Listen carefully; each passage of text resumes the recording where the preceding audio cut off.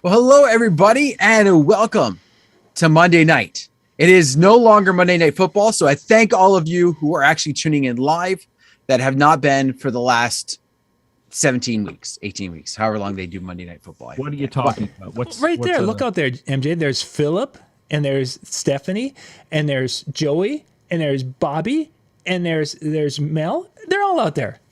So you mean they play football some other time of the week than Sunday? Yeah. And like there are some people that watch our show late because they want to watch the football live. That's just stupid. I know, they could record the football. I mean, seriously. Or just open up their phone and go, okay, my favorite team won, and that's it. You don't have to worry about anything else. Obviously, you're not a Minnesota Vikings fan because we seldom say that. My favorite team, well, they're the Vikings. I'm just looking. I was upset over the weekend because there was 3 things that had to happen for the Steelers to be in the playoffs, and I was hoping that at least one of those 3 would not happen. But freaking all 3 of them happened, and their playoffs, so games are still going on. I got to deal with at least one more game. At least they're not home, so you don't have to worry about like traffic from that. No. You understand Pittsburgh. There are 2 seasons in Pittsburgh: football season and talk about football season. So. Whether it's at home or not, there's just as much traffic out there because everybody. It's. What do you mean you're not going to the bar to watch the game? What do you mean you're not going over to so and so's house to watch the game? No, I mean I'm not going to watch the game. Yeah.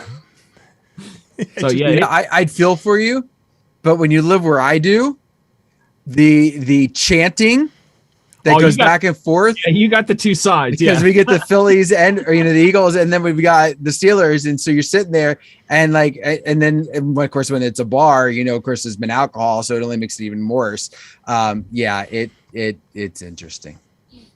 Yeah, but anyway, that's not what we're talking about tonight. No, thank goodness. No, because MJ would be lost in 50 seconds. Maybe I played a buttload of sports growing up, so I understand it. I love playing it, but I just don't. I even motocross. I love racing the motorcycles, but I just don't get into watching sports. Because when I watch it, all I want to do is go play.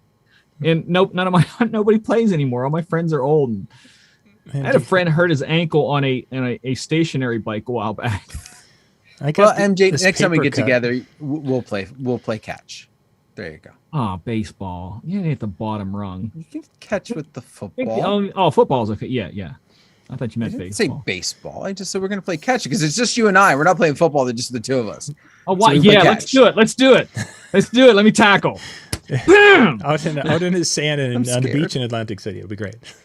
I'm scared. What are those 2 old guys laying on the sand for? Well, you see, they were going to play football, and they got tired really. Oxygen. Yeah, they didn't realize running in sand is a lot tougher than.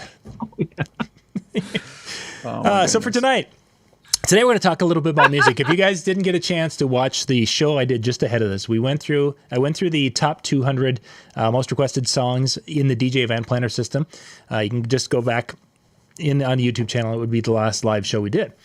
But I wanted to continue to talk about music a little bit tonight. Specifically, it kind of ties in a little bit of that and a little bit of bouncing back to the prom the homecoming show that we did there. We talked about music, specifically that there are songs that I went through that list tonight, and there are songs in there that I would consider a banger.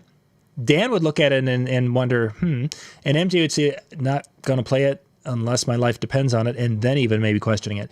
That there are songs that don't fit everywhere, and I wanted to have that discussion because sometimes people are like, oh, that song is my go-to song and it works everywhere. Everyone should be playing it, and I don't think people understand that that's not the way it works. I want you to do a bottom 200 wedding song list. And I'd be curious to see what songs people were forced to play at a wedding, but for no reason. Why in the world did the bride and groom choose this song? To a point, and I think that list that I just went through, there's getting to that second that bottom 100. Well, probably from about 25 on down. That I was mentioning, I only play it if it's requested. I only played it if I had to, because there are so many songs that are either have only significant meaning to the couple. But then we look at that list and there's, a million plus people who have requested through the system. Right. Or through the a million plus requests that come through. So these songs have obviously been requested by a lot of people, which is a head scratcher for some of those songs. Like, really, what were they thinking? What always baffled me with them was when occasionally, I haven't seen them in a while. They used to have the do not play. Mm-hmm. That also I think came out with the same or about the same time. And I always got to laugh at the ones that were on both lists, and both of them like within like the top 10. So you'd have like the top 10 of the within the 200, and you have the top 10 of the do not play, and it's like, okay, yeah, that's interesting. As an example, I have, the YMCA is one of those songs. It makes both lists. That the people who hit a lot of weddings are like, yeah, oh, that's so overplayed. I don't want to play that at my wedding. And yet at the wedding where, Bobby and Susie, they're maybe the first one in their group to get married. They've only been to a couple of weddings. They've seen, that people have had fun with it. And they want to have that experience of dancing with grandma. And, grandma's, in her 75-year-old, she can still get out there and she loves disco. And then the kids know it and they'll get out there. So you've got really two different distinct groups here that either love it or they hate it, and they're very passionate about it. All right, so I have a disclaimer tonight. Is it disclaimer time? Sure. We did make it all the way 8 minutes in before the disclaimer, so we're doing pretty well. Right, so my disclaimer, you guys, I think you're going to have fun with this tonight. I have a feeling that our biggest said phrase tonight is going to be, that depends. No matter what we're talking about, I think we're going to go, well, that depends. So I've decided, since that's a Ben Stowe statement. That is. Yeah. So tonight, if you think you hear me saying that depends instead of that depends, yes, you are hearing me say that depends. So there's my disclaimer. You're not hearing things when I say, well, that depends. There we go. Okay. There's my disclaimer. So Johnny out there mentions that taking those crates from those, and DJ Ben Planner released theirs, and DJ Intelligence released theirs also. So if you use, most of the companies are now doing that as a yearly thing. Take those lists, and as Johnny mentions here, make a crate with those, because they break it down into the best of the 90s, the most requested songs from the 90s or 2000s. It's a great start if you have not gone and made some kind of, I'm having a brain fart for crates. This is a great way to get started. Get your feet wet a little bit, because then you're looking at the songs. You can see key, and you can see the BPM, and you can kind of sort by things to try to make it a little bit easier to find a song when you've got that, oh my gosh, what am I going to play next? And I have 23 seconds left. I also say sometimes it's worth, when you look through those types of lists, to go, you know what? I feel like breaking away and trying something. Like, for example, John, you said, I'd only really played that's requested, or can't remember the last time I played that. Might be worth just giving it a shot and say, you know what? Let's try one tonight. Let's throw one in and see the reaction. Maybe I'm missing something. Maybe, maybe there's a reason why this is on the list that I just didn't think about. And might be in for a pleasant surprise. And I've done that once or twice. I try not to go too crazy, but a little bit of like, oh man, you know what? It's probably been a while since I played that. Yeah, let's give it a shot. See, it's coming back for some reason. And more often than not, it actually turns out to be good. And then I end up using it more frequently than I probably would have otherwise. Steve MCC there. Steve makes a great, this is one of the kind of points that he makes a statement. I'm going to read it here. YMCA is okay with an older couple's wedding, but not for the under 25 couples. That would be kind of the rule of thumb, you would think. But I've got a couple that we're going to be doing a wedding for this year that are 20 and 21. And this is going to be a highlight song for them, just for that reason I mentioned before, because they know that their family, they don't go to many weddings, their families. So this will be one of the, in some cases, this will be the only wedding they've been to in the last 2 or 3 years. And they are excited to be able to go out there and have a picture, everybody on the dance floor doing the YMCA, and you can we get a 360 camera in the middle of that and do this? So I think that we have our rule of thumb, but I think one of the big things when it comes to music in a situation is that whatever our rule of thumb is, sometimes it gets tossed out the window because every rule is meant to be broken or something. I've heard that said. No. Because it depends. It does depend. It does depend. Okay, so this show now has 3 catchphrases. You do realize that now.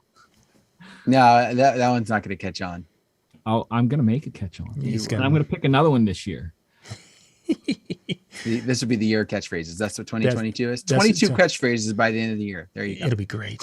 It'll be great. That's challenging. By the end of the year. I think you can do it. Still challenging.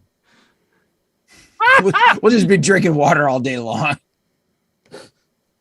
John, talk about the chat. So, okay, so let's kind of talk about regional. Dance around Howie's post. Oh, where's? I have no idea what Howie's talking about. No idea.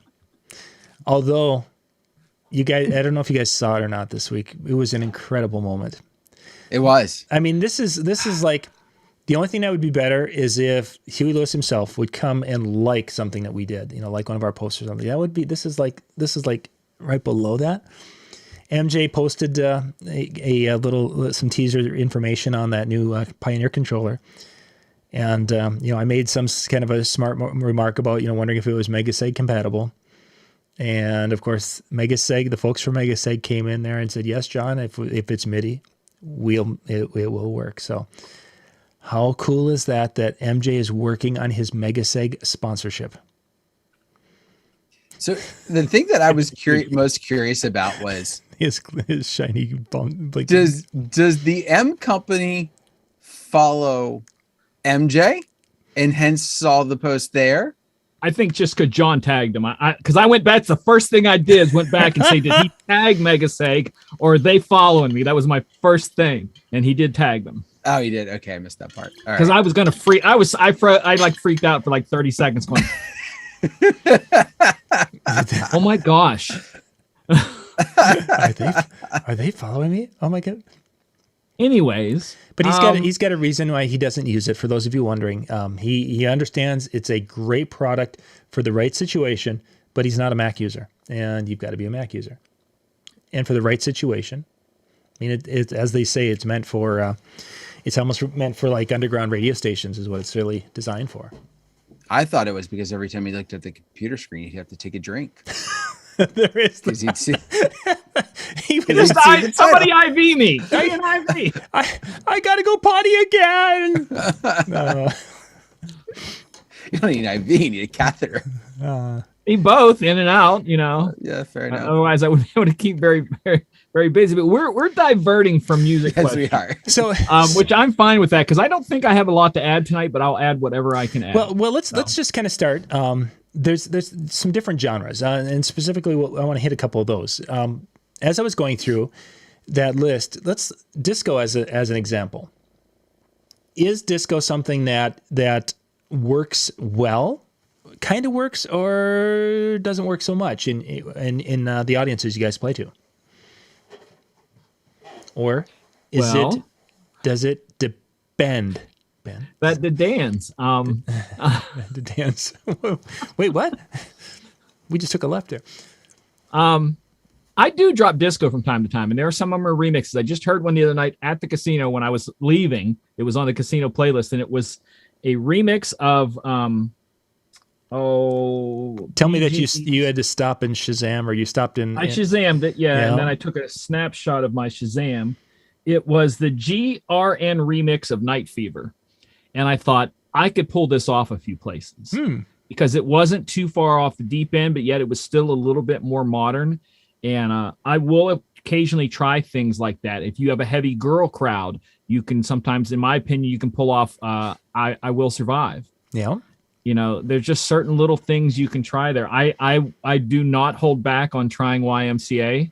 I think people join in on that more than you think they do. Mm-hmm. You know, because it's just one of those catchy things that people like to join in on. Dancing Queen's another one that like you almost can't. You know, some people don't consider that disco; they consider it rock. But that's another one that I will go to and won't hesitate on. For my audiences, it seems to be very, very limited. And maybe this is my own prejudice against it. I'm not a big disco fan. There's some tracks that I'm like, okay, yeah, they got a good feel. It's got a good, good overall grab, and I'll throw it on. But a lot of your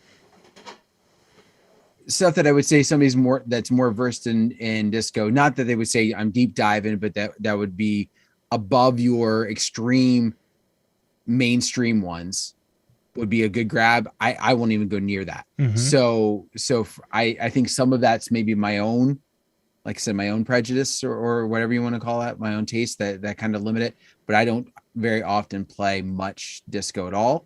And Dancing Queen's probably about the extent of it, to be honest with you, for quite a while now. See, now I'll mix a little bit. I'll probably have 2 or 3 sets, and a set would 2 or 3 songs, throughout the night that I would be doing. So it's not a ton. But I've had this conversation with Brian Red, and between disco and funk and some Motown, those are 3 areas that disco is about all I'll touch. I really don't hit the others, and it's something that he works in. Now I'm in Minnesota, he's in Wisconsin. He's on the east side there of Wisconsin and north of Chicago an hour, so maybe that has some influence of why they work better for him, specifically Motown coming out of Detroit. He's a lot closer to that origin than I. But it just, it's interesting how I can, Staying Alive, YMCA, getting into We Are Family, I Will Survive, Dancing Queen, and then you can generally find, Rick James. I've had that actually worked this year. I think some of that is if your crowd likes some faster stuff, I think you could probably get away with that. A little thing hits or a Harry Styles. Something that's a little bit more traditional in that sense. I think the disco is going to seem on another planet from them. At least that's where my division is. If the crowd's digging this, they probably won't dig this. But I will tend to go when it goes to some of that older stuff. And again, it kind of depends upon your crowd more so than the others. Yeah. And funk just hasn't been between disco and funk. Yeah. And that funk, but some people say that came from the disco era. Maybe. Yeah, I'm not quite going to that more of the funk. I'm Brick House from Commodores, Rick James Super Freak, Lowrider from War. So there's a few in there that I have played. Are they what I would consider my big bangers that I would really play without it being requested or without setting them up? Nah, not so much. I'm going to bring up my list here and see what hits heavy on mine in the. So we're going to say disco. I have some early Michael Jacksons, YMCA, Dancing Queen. What else is in there? Party Train's in there, but I don't know. I don't play that very often. Let It Whip, I don't play that very often. And what would you say? The other one was funk.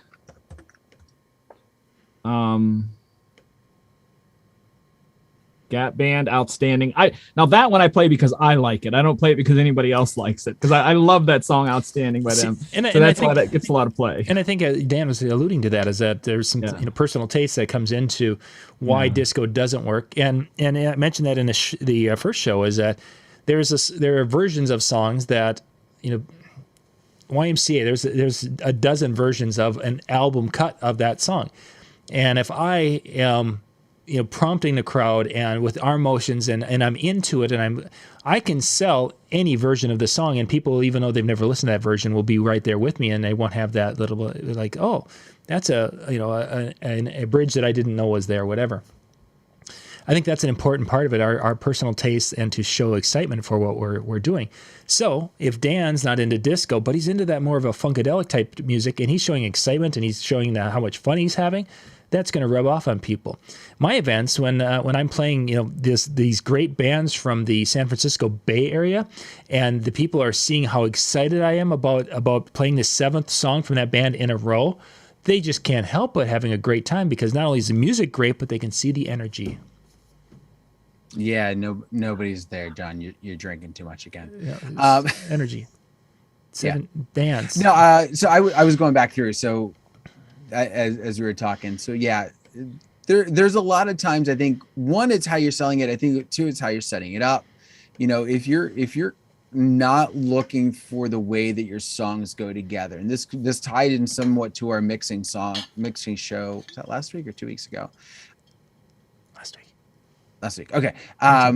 Knowing your music and knowing what should go together, and looking for ways to kind of put your journey of music together, if you will. If you're slamming into a disco from something that's not going to appeal to the same crowd, that's not going to musically kind of blend or start a transition, I'm not saying it can't work. I'm just saying it doesn't work as often, and unless you're pulling it off just right, it probably doesn't work for you. And so, looking for the ways to put those things together is also going to make a huge difference to how something might work for you personally, as opposed to, what you could do with it.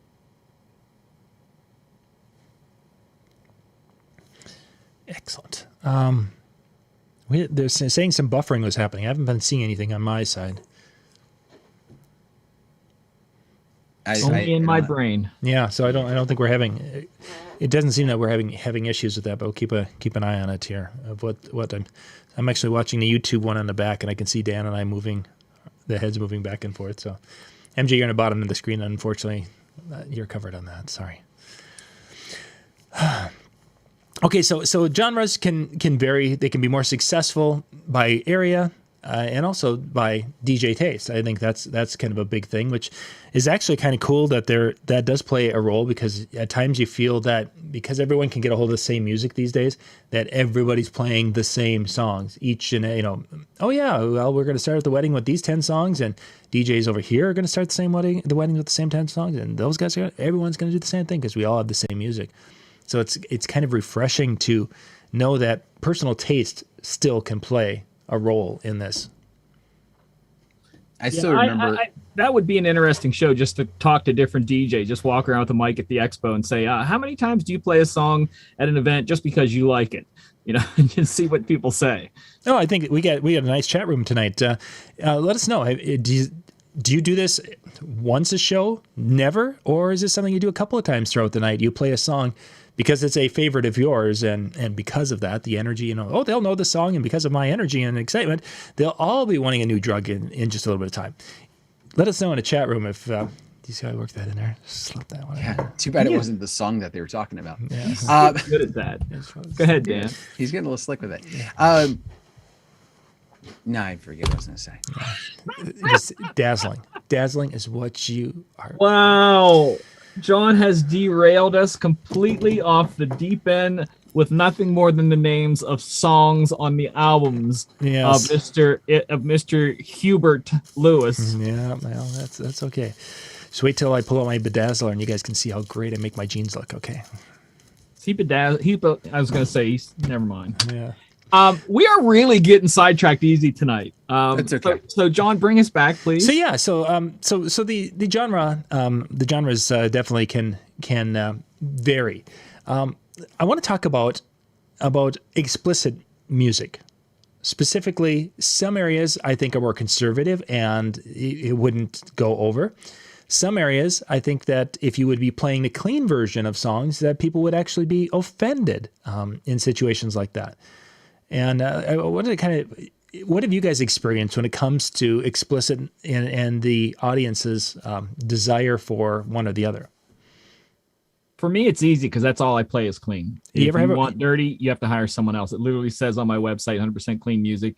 My motto is if I don't say it, I won't play it. So if it's in a song and it's something I wouldn't say in life, I'm not playing it. And for some people, they'd be like, well, then I don't have any songs to, because I say everything, but I'm on the opposite end. There's stuff that I play in songs that I would not say out loud. Mm-hmm. So, and you do get the diversity. The casinos hire me because they know everything I play is clean because that's what they want there. I'm not sure why, but that's what they want is all clean music there. But I've done that giant college bar you guys seen the pictures at. Manager will say, "Oh, awesome job tonight. We only got complaints because you play clean music." Yeah. So I think on something like that, you have to make your decision. What line you're willing to cross. Mm-hmm. What do you guys feel? Well, and I think in your situation, because you are upfront with that, with most of most of the people know that going in, that you're not going to have, they just accept it, and it's like, this is the way it's going to be. I for a while I was promoting that and saying, yeah, this is what I do. And for my wedding audiences, that's what they're after, because most of my weddings that I do are family and are more conservative. I don't play bars in the area because in that standpoint, they wanted. Saturday night, I was in a bar actually, and there were people who were like, "No, this isn't." The request for "It Wasn't Me" from Shaggy is what they wanted, and it's like, well, okay, I do have the album version, and that's what we're going to play. Well, they didn't want that version; they wanted the non. They didn't want the radio version. That's what I played. They wanted the actual album version that had different language in it, and it's not the way it was going to happen. There are spots in Minnesota that if I'd be doing a wedding in those venues, I would have to be playing the explicit versions. I mean, I have to play what is what they hear, whether the country's got profanity or the rap's got profanity or rock's got it. They want to hear it. They want to hear Buck Cherry's that song from Buck Cherry that you guys all know what it is. They want to hear the lyrics of that, and they want to sing it. They refrain as loud as they possibly can with every word that they can. They're the ones that would be putting the moni moni, that little phrase in the moni moni, because that's what they do. In those situations, if I wouldn't, and I don't play those areas, but I mean, if I would play those areas and I wouldn't do those things, I would be basically run out of the place. I don't know if that's everywhere. I had to go look up that band you're talking about. I've never heard of that band before. Which one? Wow. Buck Cherry. It's rock. And none of the places I have, they no rock, no rock, no countries, whatever. Yeah, but this one, the song that he's talking about, I just looked it up. Yeah. It had a kind of like a crossover, kind of like especially bar type of following there for a bit. When I'm very much like MJ in the fact that I'm sorry, I'm only going to play clean stuff. That's the way I roll. That's what I do. And for me, it's become not just a matter of who I am, but it's also the brand that I'm willing to push. I'm not going to cross that line, whether that language be used or not. I don't want it associated with my business. I run a very, one of the things I pride myself on is the professionalism that I run with. And to me, I don't feel that explicit lyrics and professionalism necessarily go hand in hand. And I know there are a lot of DJs who would argue with me about that, and to their business and how they run and where they're at, I think is a very different animal. I would also add, my in-laws are from an area in New York that, if you're not dropping F-bombs and everything else in normal conversation, yes, not out of anger, not out of spite, not out of anything other than this is just the way you talk, you kind of get a weird look. Mm-hmm. So I have a few friends that if they eliminated swearing from their vocabulary, we would have really short conversations. Exactly. And so in those instances, if something were to be there, I don't think an eye would be bad at it. I don't think anybody would even pick up on it. So I will say though that where I noticed the clientele being more disappointed when it wasn't going to be explicit was actually when I was at a lower price point. And I don't, again, I'm not saying that that's the clientele who wants it. I'm just saying that when I was at a lower price point, I actually had a complaint from a bride because she wanted a Ludacris song. And I was like, I've got the clean one. And she was just like, I can't believe it. And I'm like, I'm sorry. Like, this is a mixed audience event and I don't have it, and nor will I play it. And it was very hard for her to come to terms with that. And in fact, it was my only non-5-star review. Now, she didn't go into specific details, but it was, I forget, it was something along the lines of accommodating or something like that. And she had like she lowered my rating of what I was willing to do. But oh, well, if that's what it's for. Then how would you have felt if she would have explained why? Do you think that would help or hurt your people reading that as like, oh, she gave him 4 stars because of a language thing? Do you think would that matter to anybody else, you think? I don't think most people would take the time to actually look at it and read it. Yeah.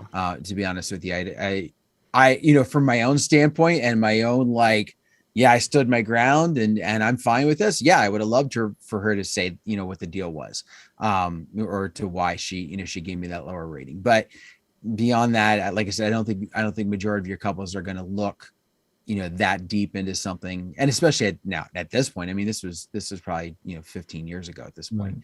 But just to be upfront about the college one that I told you that you get, the big one that has like 750 capacity that I spun at. I did tell them up front, are you sure you want me? I play clean music. Yeah, that's fine. We don't care. So it that's why I asked that, because it could matter and it couldn't matter, where it could not matter now and then matter later, or not matter now and couldn't. And I was just kind of curious what Dan thought about that with his. Yeah.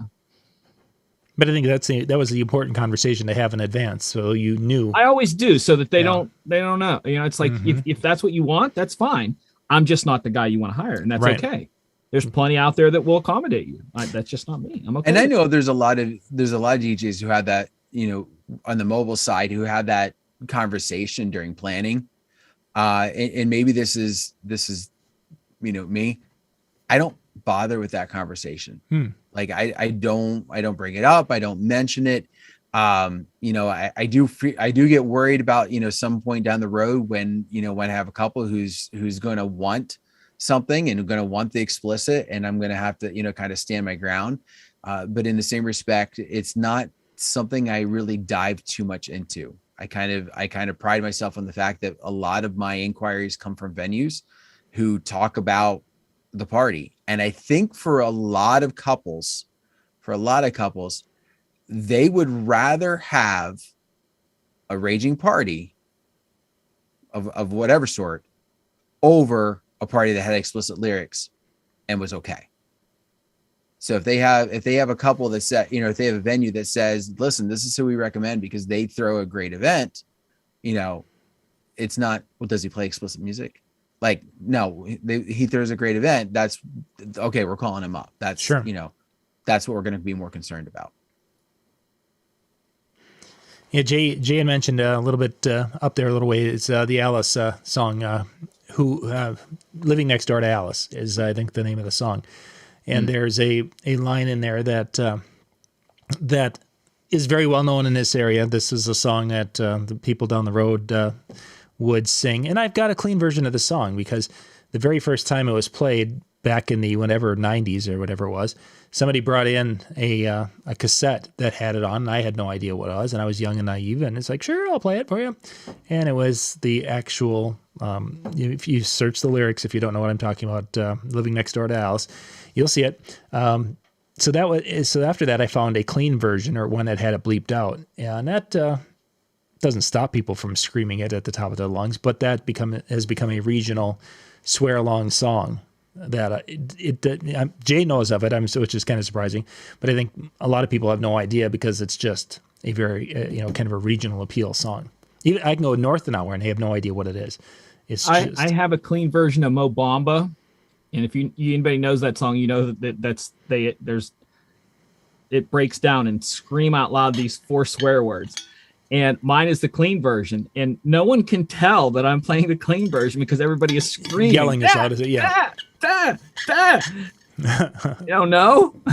I ran into some difficulty with the school because I had you were played. telling about this. Yeah, and then they came back later. Now they weren't mad at me, right, per se, but it definitely tightened the restrictions because of the screaming of the words. And I think for some of them, I think for especially your sing along ones that include some of that, I think it's one of the things where, and I could be wrong with this, that people and your clients and your customers are more apt to be fine with the radio version because they're going to sing whatever lyric they decide that they're going to sing. Mm-hmm. When WAP was popular, and and it was one of those, people were like, do you play it, do you not? I had a wedding where it was a little, the kids had all left. It was definitely turning into a late night after party type of vibe. They come up and ask for it, and I'm like, I got the clean one. And they're like, yeah, all right, that's what you got. That's what we'll hear. Yep. And so I played, and sure enough, like, they were singing right along as if it was the normal lyrics. And so, I think a lot of them are like, yeah, I'll sing along. I'm not that worried about it. Mm-hmm. I have a question for you. Throw a curveball at you. Bruno Mars, Uptown Funk. Clean version still has the D word in it. Not the squeaky clean. Squeaky. That's what I'm saying. Yeah. So the radio version, that's the thing. I think I get questions from DJs so often. And I think they ask me because they know I play clean music. I can't tell you how often DJs ask me this. What if you're going to play a clean version? What do you consider? What's considered clean now? And I have to kind of. That's one of those. It depends, sort of thing, because each person, that might not be. Mm-hmm. A swear word to some people is only one word. The F word. That's it. Everything else is up for par. And then radio has certain things it allows, but certain songs it's twisted in there where you can't even see. What's the band that did the song? Is it the Who that does Who Are You? Who? Is that them? Yeah. Okay. They say the F word in that song towards the end because they say who the F are you, but it's so tight in there you can't hear it. And they also say it in Jeremy's song from Pearl Jam. And it was played on the radio that way because he mumbles it such a way that you can't really tell. So where do you draw? Like that's why I say you kind of have to make your own decision. Do you want to go along with? Do you want to, like Dan said? Do you want to bring it up in the meeting ahead of time? Do you want to have a steadfast rule? Do you want to have a rule that bends? How do you want to do that? Do you want to have both sorts of music? And are you that good at marking them so they're clean and dirty? Because I know a guy who lost his job at one of the casinos because he thought he had a clean version, played the dirty version. Ooh. One song, let it slip through, got fired. But yeah, I don't carry both for almost that exact reason. Yeah. I used to carry both on the hard drive. I don't think I ever made the slip up, although I remember grabbing one time and going, uh-oh. And it was during the queuing that I was like listening, mixing. I'm like, oh wait, something doesn't quite sound right here. My hard fast rule is radio version. I'm not going to go edit a song beyond that. If I have a squeaky clean that comes through, then I'm going to lean more towards that one. But I'm not going to run out and try and find it just because it has what I'll consider a more minor swear word. So, my thought is if it can go through on radio and become a mainstream popular song, it's got some leeway. I'm not going to go grab Meredith Brooks and throw it on, even though it had a lot of radio play. But in the same respect, it's otherwise, then you got to have some professional judgment there too. If you don't know the song, MJ, it's from the 90s. Yeah, back when you were a kid. Who sang one song The only song she ever had that I knew was ever released. Yeah. And I still remember working in radio, and they said, you may name the artist, you may not name the song. And they're like, she says it throughout the whole song. You may name the artist, but you may not name the song. Oh, when that came out and kids were asking for that at schools, it's like, we can't play that here. Oh, but you got to. It's a great song. We all love it. And I can't play that here. And you're the football team. Why do you want it here? Just throw that in there. It's my football season joke there. For those of you wondering, we've been I think I blocked 7 or 8 porn spam or scammers or whatever tonight on the thing. So yeah, we've been having with both shows tonight, coming in on the different ones. So I'm hoping those are bots, because if you're a human being spending this much time for that kind of stuff, yeah, it's got to be bots. Yeah, do something with your life. Seriously, I'm looking you in the eye right now. Whoever you are, come on now. Yeah, you're talking to a computer. We're talking about being clean, and they're dropping others. Yeah, they're dropping. I'm like, seriously, links, do something with your life. I'm not saying I ain't judging you on nothing, but I'm saying if this is what your time is spent doing, spamming live shows, get a freak. I don't care if you're spamming us on there going, hi, everybody, every 2 minutes. Get a freaking life. Well, there was that person too, but we left that. It's like some people, like, I know. The same people who like human. I want to slap your parents for giving birth to such a horrible human being. You know? Tip my hand would get sore. Okay, the last part I wanted to talk about. Yeah. We talked a little bit about clean and unclean, or that. Well, let's leave that alone now. Let's talk about basically the difference. Are there spots where radio edits work better and spots where a variation of a remix or a redrum is almost accepted more or even mandatory? I am going to say that's a depends thing. Depends. Because I know I've stood in crowds before where I've played a redrum, not a remix, a redrum. And some people go, I love this version. Where'd you get it? And the person standing right next to him going, you ruined this song for me. So that's I don't even know if that would be a regional thing, because like I said, I've had people side by side. Mm-hmm. Or I've seen, stood next to a DJ and I drop a redrum and he's like, I hate this. Why are you doing this? And then I just point at the crowd that's going bananas. Mm-hmm. I'm like, so I don't even know. How would you guys answer that? What do you think? I've tried to drop some mixes in using, like at high schools, when using some of the quick edits and different things such as that, and utilizing those. With varied success. Even when Michael was putting together his sets before he would go do some shows, he was using more album cuts than I think than you would, MJ, when you're doing your sets. And I think part of that is because, well, the kids are experiencing more music from different sources and things. I think there's just still a level of certainly over 25 years old, the album version of the song is what they hear on the radio at work or in their cars or driving. They're hearing it off Sirius, or whatever they're using for stations.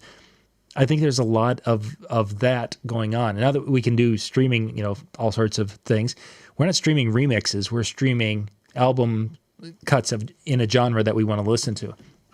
So I think that depending upon the location, rural locations, you might be doing more of the album type versions. See, the whole radio thing is throwing me off, John, because that maybe would be a thing to look at right there, because I don't know people under 30 that listen to a radio station. Nobody listens to it. It's all streamed, whether it's free streaming through YouTube or one of the services. But even Sirius has their. And they would have. I don't consider that a streaming service. I consider that an over-the-air thing. Yeah, it's a radio station to me, so that fits into radio versus streaming. But see, iHeartRadio is one of the big. Spotify, yes, there's mix shows and there's mix playlists on there, but some of the most popular ones are not. They're just a list put together of album edits. I could show you lists galore. Oh, there are. I'm not saying they're not there. No. What I'm saying is that that would be a tough thing to kind of measure out, because I see both. Mm-hmm. And I would love to do a show one night where we are on Twitch where we could play the songs and you play the album version and I play you my redrum, and you're going to go, well, that's not a redrum. It just has an intro. I mean, like, but that same drum continues all the way through, but it's so subtle. Yeah. You don't notice it. And that's when I talk about a redrum, to where you can have an older song that has just enough to make it palatable in a room full of continuous energy over speakers that push bass. So I've had some where all they did was tweak the bass in the song to work better over a loud system. And that's what you kind of have to look for. You're not just going, I want to find a remix. Whatever says remix, I'm going to download it. Mm-hmm. You might have to listen to 10 or 12 of them before you find the one that fits what you're doing. And that's why I say that I don't think you should have stuff just download whatever shoved in your face. Like, here's this month's stuff. That's idiotic. Pardon me. I had someone yell at me for saying idiotic on a previous show. I apologize. No. I definitely think there are certain tracks that that a remixed version has become popular. But I do agree with what you're saying, John. When you look at what are the most popular playlists, or what are the playlists that are getting the most follows, that are getting the most likes, that are, shares and that kind of thing, it oftentimes is made up of those album versions. But are the people who are listening to that the people that would go out to an event? Because I think there's a big difference between people who go out to events, whether it be a birthday party, anything, as opposed to people who don't go out to events. Because I have friends that don't understand, like, how do you make a living at DJing at bars? Why does nobody goes there? So there are people that just don't go out. Mm-hmm. So those people who are listening to that, you have to look at, it goes back to that. It depends on your audience. At a wedding, how much of that audience goes out more often than just weddings? Because again, I have friends, and you guys are both married. You can tell me how far off it is. I have friends that say that the only time they go on dates with their wives is a wedding or a funeral. Well, let me put it this way. One of the things that I've incorporated with my planning process, and I'm very lucky in the fact that DJ Event Planner has the ability to connect with their Spotify system. And so I have couples both that have utilized that, but that have also just shared me a link of things that they like, the things that they want to hear, basically their request list. Mm-hmm. And I would say that rarely in that do I get any version of a song other than the regular album cut. Again, occasionally there is one that's thrown in, but not terribly. These are couples that are not fresh out of college, but they are also not couples that have been married for 5-10 years and only going out to weddings and funerals. So these are couples that I would view go out occasionally for a night on the town. So what portion of them would be okay with a redrum that has an intro and an outro? See, the mixed. How many of them would be okay? I think almost all of them would be okay with a redrum. The question wasn't, are they okay, but are there certain things where it becomes more mandatory to have that versus the album?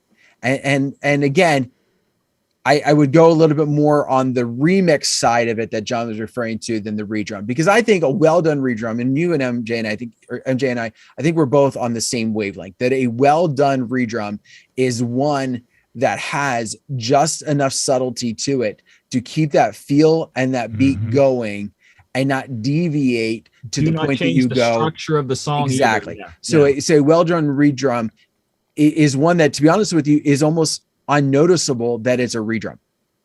All right. So I think from a playing standpoint, a redrum is going to be much more useful and much more appealing than the album version. But I would not consider that in the necessary to the client side, because they would in John's original question, I think we're focusing more on the remix. A remix version being more mandatory to play. Oh, I was seeing it more of as what can be accepted. Like I agree with you that the people would ask for the album version 100 times out of 100. But right. I would say probably 75 out of 100, you could play a redrum and they wouldn't even really know. They would just say, "Oh, you mixed that really well." Yeah, a well done redrum is just because there was an intro. Yeah. And that's what I get. When I talk about the stuff I download, I'm not downloading some techno thing that breaks, which I do get twerk mixes and stuff like that. But a lot of stuff I have is just intros, outros that just makes it really, really mixable. And most of the time I'm using an intro version, whether I start it with at the beginning of the intro or whether I'm, pick my cue point to slam into at the start of things as if it was an album cut. Yeah, exactly. A lot of times that's where I go. And this is kind of, I struggle sometimes with my mixing. Sometimes if I start with an album cut, it's hard to kind of mix in depending upon how it's going. So I'll mix to get my beats and my speeds and my feel right with the intro. And then I'll start it though at the cue point because I know at the speed's right, even though I didn't use it for the song. Yeah.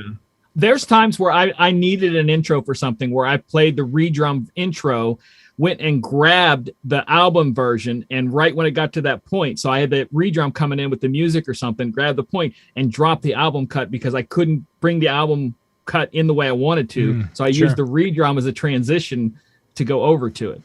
So you can do weird things. Most people would not spend the effort to do that. I would. I just press play. That's good enough. So I don't know. It's a tough call. And that would be, like you said on the title about regional. I just think it depends on people because you can have pockets that do things. Yeah.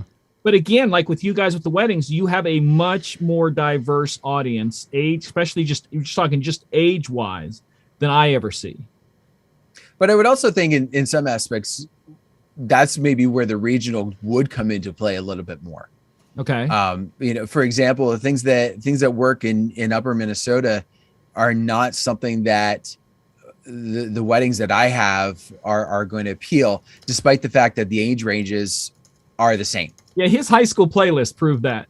Yeah, well, that was another story. But I even talking about the ones that have a more broad audience, and where they're getting their music, how they're getting their music, obviously is going to make an impact. And in the light of streaming with social media shares and that kind of thing, can also make a huge impact and what a group finds appealing.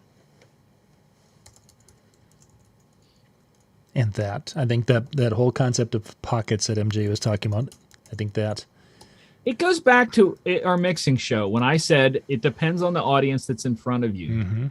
That you really have to read that audience because I could go in there with my remixes and 3 songs in realize this ain't working. And as a good DJ, I better be able to switch up and do what I need to do. And if it's the album versions or whatever, that's what a good DJ does. Or if they play the album version and they see it just doesn't catch, try a remix or try a redrum. And if that doesn't work, you can always go back, but be willing to try some things. What's nice about the mobile side is with the bar dance floor, with the club aspect, you don't have the following. And I'm not saying like as a wedding DJ we have a following per se, but your clients don't go to that bar per se, because MJ's there. At one point that was kind of the big deal. Like you were the draw, and that's the idea behind it. And you've kind of alluded that idea has kind of gone by the wayside a little bit. But with the wedding, oftentimes we're hired, like we're brought in by the couple based upon what they know about us and what they've researched or what they've been told about us. So that kind of, I would say almost it helps if your brand is set up in such a way that they know what they're going to get. Yes, there's still those couple pieces, but it's not going to be quite as diverse as, man, I'm going to this bar tonight. I'm going to try these remixes and it might flop. Right. If you're known for playing remixes, chances are they're going to have a lot more success for you because of that. Yeah. Where you're getting hired. You're looked at as certain things are expected when you're hired. Yeah. So if you have a certain feel, a certain sound, a certain something, they hired you because that, and you have to kind of stick with that. You're saying, kind of, yeah. You don't have to stick with it, but you can know going in a little bit with a little more confidence what's going to be desired. Good. That's how long do you think that takes a DJ to learn what their sound is that for an audience? Do you think that's something you can pick up on quick, or does it take time? For the wedding, I think it takes a little time because I think initially you have to learn who you are. You have to learn how you're going to come about, and you have to learn what's going to be what you're known for. So I think there is a little bit of time with that, but I don't think it's something you have to be in the business for 10, 15 years before that comes out. I think by your third year, if you go in with the right attitude and the right process and the right attack, by your third year, I think, maybe that's being a little aggressive, but I think you can be known for that and have the right following with that. Well, I think you're pretty close there, Dan. We'll have to wrap up in just a second, but the greatest album ever was released in 1983, and I did my first show in 1985, and I knew I was right there with that first album. It was incredible. The people danced, banging off the walls, flying from the rafters, the whole 10 yards. It's great. It was great. He didn't even say it. We're drinking. We got to go. Did you see that subliminally? He got us to drink. He didn't even say it, and we were drinking. So up next in the chill room, DJNTV.com/chill. That's where Howie and the crew are going to be tonight. They do a recording on Monday nights. Starts at 10 o'clock Eastern. So you go in there, keep your camera off, keep your microphone off, and they're going to have their topic. They record for about 20 minutes or so. Then they'll wrap that recording session up, and then you guys can jump in and talk about the topic some more and talk about life or whatever else is coming through. Yeah, see, Brian knows what I'm talking about. He knows what I'm talking about. And you guys can have a good time with that tonight. Tomorrow night, we're going to be putting one of the Howie shows will go up, I think, tomorrow night at 9 o'clock Eastern. And then Brian and Jay and Howie do their Tuesday night music show in the chill room, DJNTV.com/chill. So you can go back out there and have some fun with them tomorrow night again also. So I think that we need... MJ, what do you got? Keep an eye out. I may do a show Thursday night. If certain equipment comes out, I would like to do a show and talk about the new equipment that's supposed to come out on Thursday. Oh, there we go. We have a date. I hadn't known there was a date. And I think it'll be a good night to kind of sit and talk through things about it, because I think there's going to be stuff that needs to be explained. And I think it'll be fun to sit. So if it does come out on Thursday, like they said, look for that Thursday night then. Sounds good. Excellent. Dan, take us home. All right. Well, thank you very much for taking time out of your night to come and join us. What you learned tonight, it depends. That's all we can say on that. So I hope you have yourselves a wonderful rest of the night, a great week, and we'll see you next week. Good, everybody.